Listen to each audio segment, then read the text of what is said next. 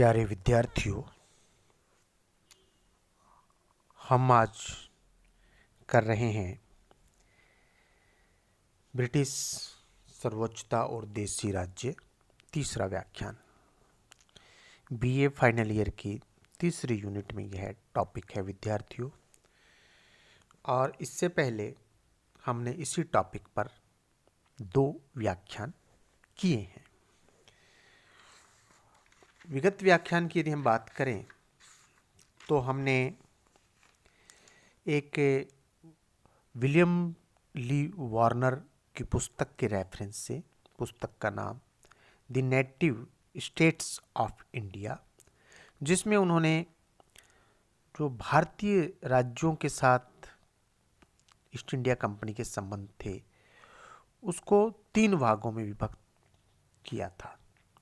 पहला था the policy of ring face, अपने घेरे में सीमित रहने की नीति, यानी कि अहस्तक्षेप की नीति 1757 से 1813।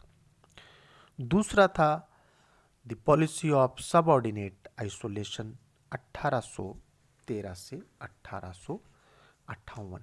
और आज हम तीसरा जो कैटेगरी है उसकी अधीनस्थ एकीकरण की नीति, यानी कि द पॉलिसी ऑफ सब ऑर्डिनेट यूनियन, जो कि 1858 से 1947 तक चलती रही। ये मोटा मोटी बात विगत व्याख्यान में हमने किया। और विगत व्याख्यान में हमने जो पॉलिसी का दूसरा पार्ट हम कर रहे थे और बात चल रही थी कि कंपनी की जो नीति उन्होंने अपनाई थी, the policy of subordinate isolation 1813 से 1858, वो कोई दोष रहित नहीं थी। उसमें देशी जो राज्य थे उनके शासकों को भी नुकसान हुआ, कंपनी सरकार को भी नुकसान हुआ, और राज्यों में अव्यवस्था फैली, अराजकता फैली, जनता भी परेशान। दूसरी ओर कंपनी ने देशी राज्यों के आंतरिक मामलों में हस्तक्षेप करके उनको अपना शत्रु बना लिया, और फिर वो आक्रोश 1857 के प्रथम स्वतंत्रता संग्राम में देखने को मिला। आज हम कर रहे हैं अधीनस्थ एकता की नीति, ब्रिटिश सरकार की अधीनस्थ एकता की नीति, policy of subordinate union.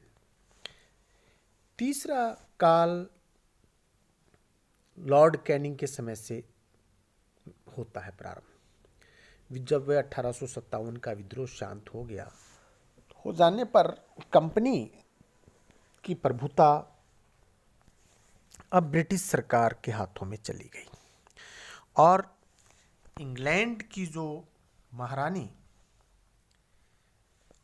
Victoria, queen Victoria, Bharat की साम्राज्ञी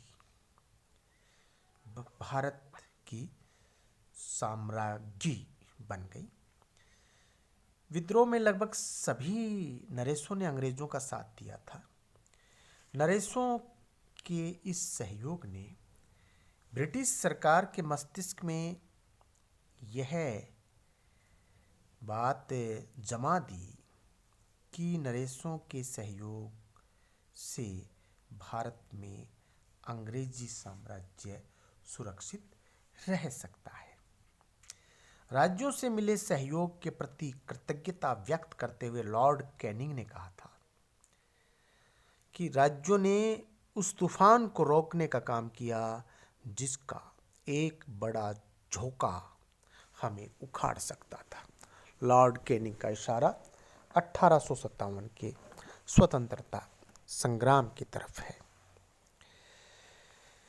इसी कारण ब्रिटिश सरकार ने अपने शासन के सुरक्षा कपाट के रूप में राज्यों को कायम रखने का निर्णय लिया, और गोद लेने की प्रथा जो लॉर्ड डलहौजी ने बंद कर दी थी उसे पुनः वैधानिक रूप देते हुए देशी शासकों के दिलों में अपने प्रति विश्वास उत्पन्न करने का प्रयास किया।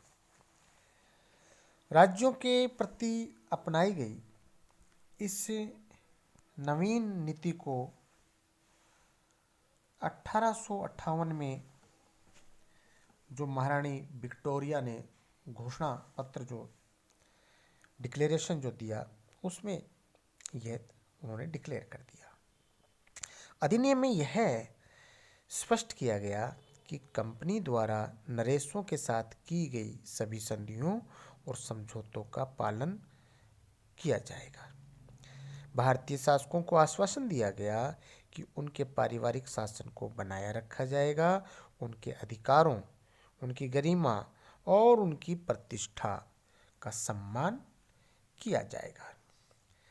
महारानी की इस घोषणा का राज्यों में प्रचार किया गया। जिन राज्यों ने विद्रोह को दबाने में सहयोग दिया था, उन्हें गोद लेने की सनद देकर लैप्स के सिद्धांत का खंडन किया गया। इसके अलावा सहयोगी नरेश जो राजा थे, उनको भूमि व धन देकर भी पुरस्कृत किया गया और उनको पुरस्कृत करने के लिए 1859 में आगरा और लाहौर में दरबार आयोजित किए गए। मेवाड़ के महाराणा को 20,000, भरतपुर के जो राजा थे महाराजा, उनको 10,000 की खिल्लत बांटी गई। इसी प्रकार बीकानेर नरेश भी पुरस्कृत किया गया। विद्रोह के शांत होने के उपरांत लॉर्ड कैनिंग चाहता तो नरेशों को पैसा देने को बाध्य कर सकता था, उगाही कर सकता था, परंतु उसने तत्कालीन सहायता न लेकर भविष्य में उनसे सैनिक सहायता की आशा की। एक प्रकार से यह कैनिंग द्वारा प्रतिपादित नवीन नीति थी। नरेशों को संतुष्ट करने व उनको ब्रिटिश सरकार के प्रति कृतज्ञ बनाए रखने के लिए अन्य उपाय भी किए। गढ़वाल का जो राजा था निसंतान इस लोक से चल बसा। कैनिंग ने फिर भी उसका राज्य नहीं छीना और उसके निकट संबंधी को राजा बना दिया। उसे भी, कैनिंग को भी भारतीय नरेशों पर विश्वास होता चला गया। 1859 में कैनिंग ने, जो भारत सचिव था चार्ल्स वुड, उसको एक पत्र लिखा और लिखा कि हमारे प्रति सहानुभूति रखने वाले नरेशों को कायम रखने से हमारे शासन की सुरक्षा बढ़ेगी, न कि कम होगी। अतः स्पष्ट है कि कैनिंग को यह विश्वास हो गया था कि वक्त पड़ने पर भारतीय नरेश सहायता करेंगे। लॉर्ड कैनिंग के उत्तराधिकारी इस नीति पर तो चले, इसके अलावा राजाओं को प्रसन्न करने के लिए उन्होंने और भी कुछ किया।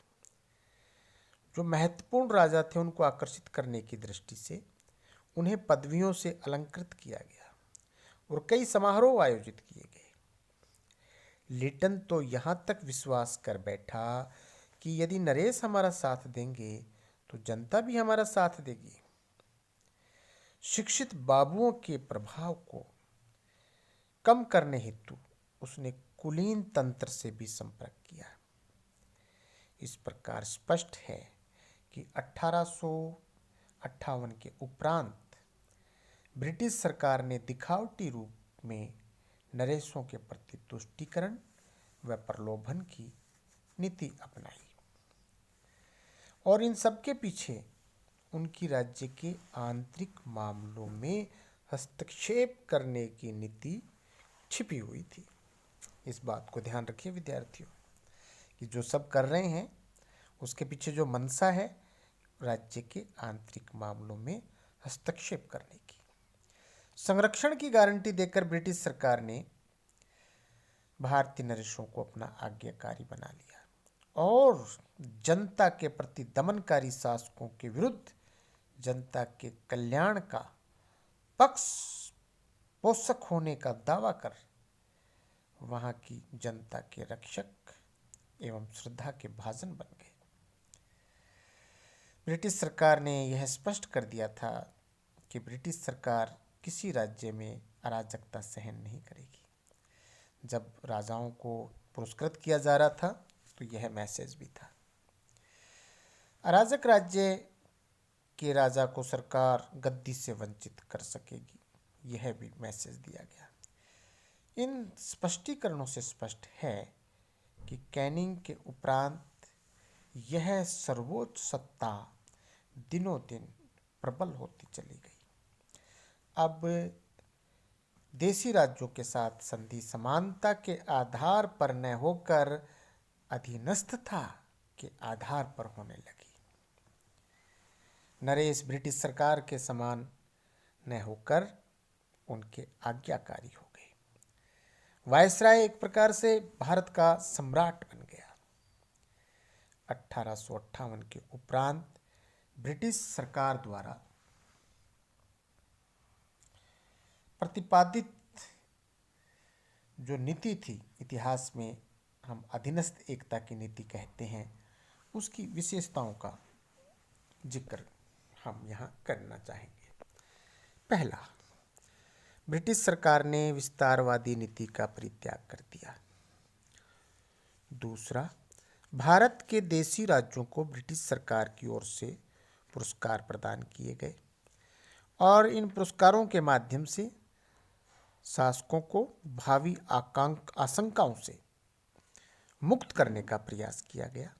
उन्हें विश्वास दिलाया गया कि उनके राज्य ब्रिटिश साम्राज्य में नहीं मिलाए जाएंगे, उन्हें किसी प्रकार का नुकसान नहीं पहुंचाया जाएगा। परंतु यह आश्वासन तभी तक कायम रहेगा जब तक कि भारतीय नरेश ब्रिटिश सरकार के स्वामी भक्त बने रहेंगे।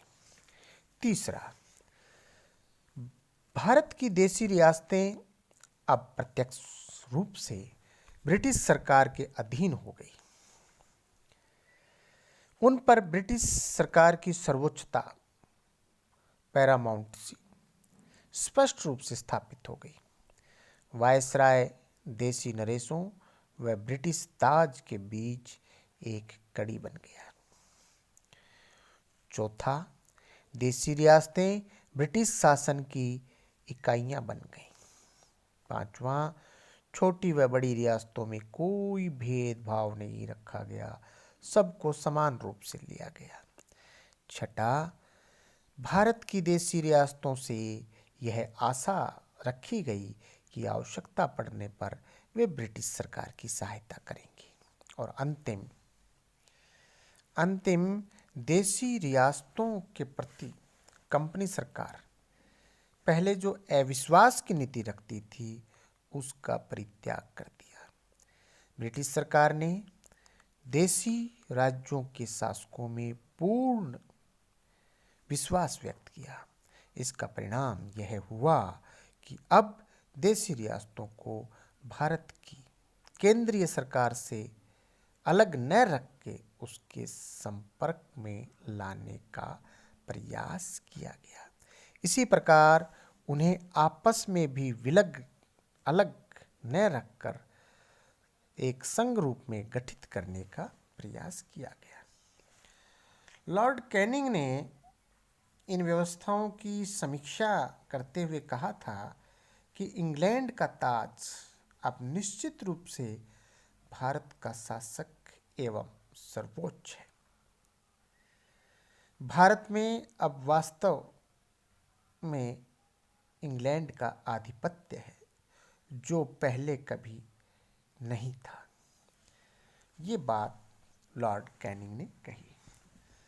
अब विद्यार्थियों, हम उन बिंदुओं का अध्ययन करते हैं जिनके आधार पर अंग्रेजों ने भारतीय नरेशों पर अपनी सर्वोच्चता थोपने का उन्होंने जो प्रयास जो हुए, जो साधन जो अपनाए, नरेशों पर ब्रिटिश सर्वोच्चता थोपने के साधन।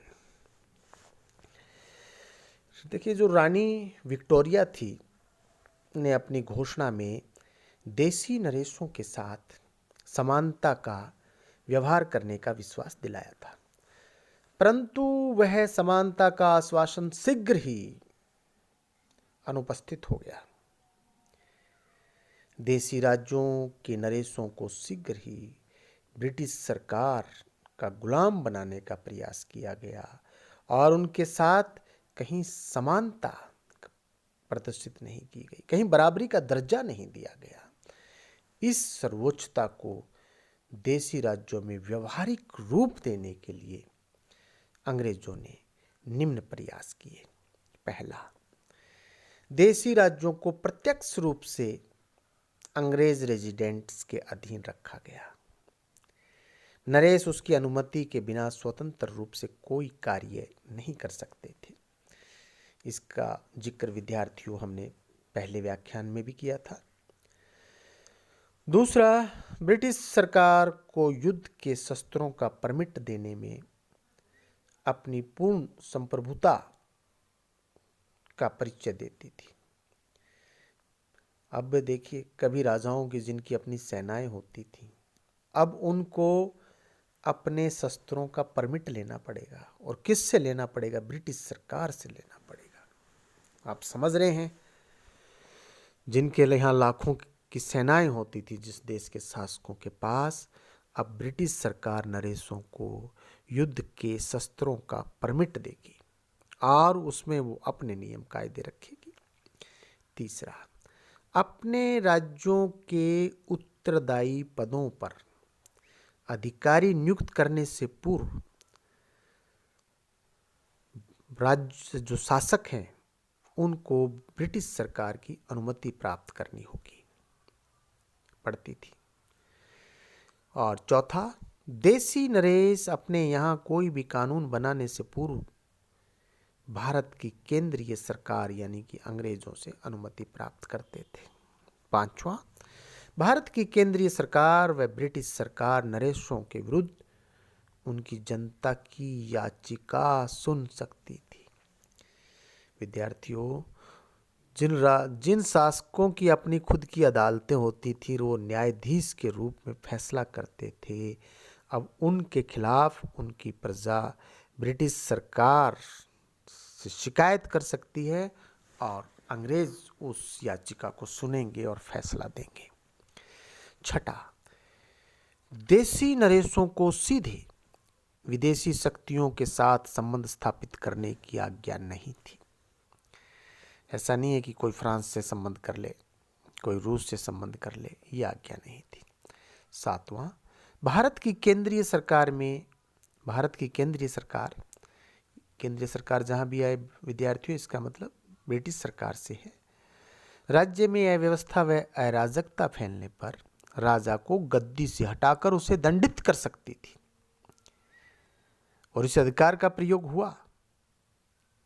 ब्रिटिश सरकार ने मणिपुर, बड़ौदा, अलवर, भरतपुर यहाँ के नरेशों के साथ ये किया, जिसका हम आगे बातचीत हो। और 1831 में लॉर्ड बेंटिंग द्वारा मैसूर नरेश को गद्दी से उतार दिया गया था। और ये मतलब अब यदि किसी के राज्य में कोई गड़बड़ी है तो अंग्रेज उस राजा को हटा सकते हैं, जिनका वंशानुगत रूप से अधिकार था अंग्रेजों की दया पर हो गया। आठवां, विभिन्न अवसरों पर कलकत्ता व दिल्ली में दरबारों का आयोजन कर नरेशों को यह दर्शाया गया कि वे ब्रिटिश क्राउन के अधीन हैं। 1926 में तो लॉर्ड रीडिंग ने निजाम को स्पष्ट रूप से लिख दिया था कि ब्रिटिश क्राउन की सर्वोच्चता भारत में परम स्थान पर है। नवा, अल्प वयस्क जो अभी वयस्क नहीं हुए थे, नरेशों के राज्य में ब्रिटिश सरकार की सर्वोच्च शक्ति स्पष्ट झलकती थी। जिस राज्य का राजा टीनेजर होता था, अल्पवयस्क होता था, उसके वयस्क होने तक वायसराय वहाँ एक परिषद गठित करता था और उस परिषद का अध्यक्ष अंग्रेज होता था।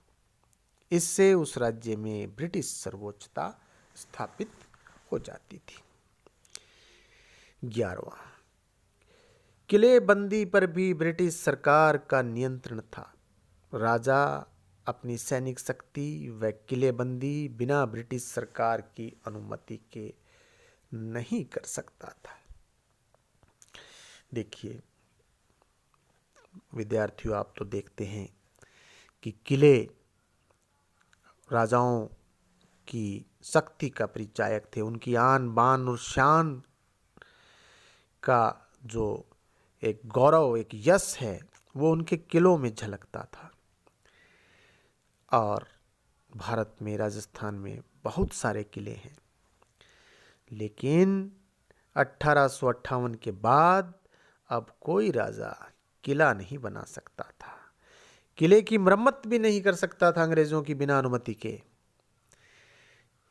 ये अब हमारा जो टॉपिक है ना, ब्रिटिश सर्वोच्चता और देसी रियासतें, तो कैसे जो देसी रियासतें हैं वो कमज़ोर पड़ती गई, अंग्रेज़ों की सबऑर्डिनेट हो गई, उनके अधीनस्थ हो गई। हम यही कर रहे हैं ना कि ये जो ब्रिटिश सरकार की अधीनस्थ एकता की नीति, तो ये किले नहीं बना सकते थे। 12वां, यातायात व संदेश वाहन के साधनों को विकसित करके भी ब्रिटिश सरकार ने देसी राज्यों को अपनी मॉनिटरिंग में ले लिया। इनका जाल देसी राज्यों में फैला हुआ था और ये पूरी सूचना, इनका तंत्र अंग्रेजों का बड़ा मजबूत था और सारी सूचनाएं उन तक पहुंचती थी कि राजा क्या कर रहा है, राजा किससे मिल रहा है और क्या कुछ वहाँ का माहौल है। 13वां, देसी राज्यों में अपनी मुद्रा चलाकर भी देसी राज्यों को ब्रिटिश सरकार के प्रभाव में लिया। अब जब मुद्रा उनकी चल रही है, अब संप्रभुता कहाँ बची? करेंसी आप अपनी जारी नहीं कर रहे, करेंसी अंग्रेजों की चल रही है। तो जो राजा, जो आन बान शान और जो वैभव था, जो इतने चक्रवर्ती इस देश में, इतने जो राजा हुए, सम्राट हुए, अब उनके वंशजों का हालत ये था कि वो अपना किला नहीं बना सक रहे हैं, अपनी मुद्रा नहीं चला सक रहे हैं। 14वां, राज्यों की शिक्षण संस्थाओं का पंजीकरण ब्रिटिश प्रांतों के विश्वविद्यालयों से होता था, यानी एजुकेशन भी पूरी तरह अंग्रेजों के हाथ में थी। विद्यार्थियों, हम अब जो ये अध्ययन किया है, ये 1947 तक ब्रिटिश सरकार व देसी राज्यों में ऐसा संबंध चलता रहा और इससे बड़ा स्पष्ट है कि जो सर्वोपरि सत्ता अंग्रेजों की थी और कैसे धीरे धीरे बड़ी युक्ति से, बड़ी सख्ती से अंग्रेजों ने भारतीय शासकों की संप्रभुता को समाप्त कर दिया। यह अंग्रेजों की दृष्टि से एक ब्रिटिश सरकार का महत्वपूर्ण निर्णय था। इसी कारण 1858 के बाद आने वाले किसी भी वायसराय ने इसमें तनिक भी परिवर्तन नहीं किया। वे देसी राज्यों को अपने अधीन राज्य समझते रहे और अपने को उन राज्यों पर एक शक्तिशाली संप्रभु, पैरामाउंटेंसी, 1858 के पूर्व तक जो देसी राज्य अपने को कंपनी सरकार के समकक्ष समझते थे, अब उनका ऐसा सोचना केवल कल्पना रह गई, एक ख्वाब सा रह गया, लेकिन हकीकत वही थी जो मैंने आपको अभी बताई। विद्यार्थियों, बहुत बहुत धन्यवाद। शेष अगले व्याख्यान में।